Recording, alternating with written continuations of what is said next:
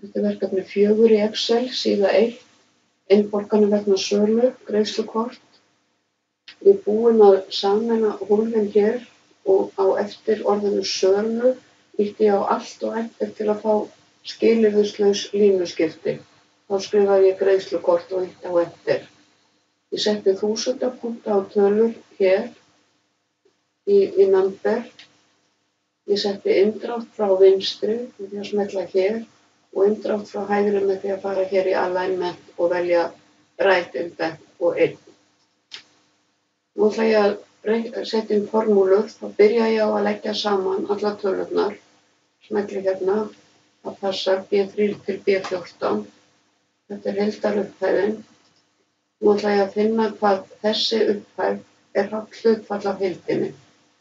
Þá segi ég sama sem, smelli hér, deili með og hér.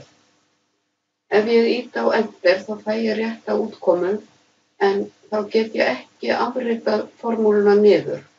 Þannig að ég ætla að festa tilvísun í hólfi B15 og þegar ég er stödd hér þá ýti ég á F4 á lyklaborðinu.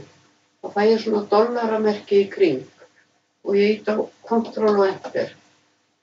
Nú þarf ég að breyta þessu í prósentu og setja 1 aukastaf.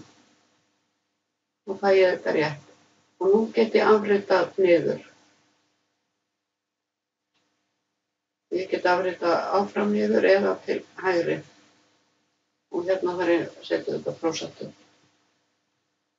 Þannig að svona kemur þetta. Ef ég skoða formúlurnar, það er B3 deilt með B15, B4 deilt með B15, sem þýðir að ég festi tilvísun í hólfi B15 og afrita niður, þá vísar hún alltaf í heildina.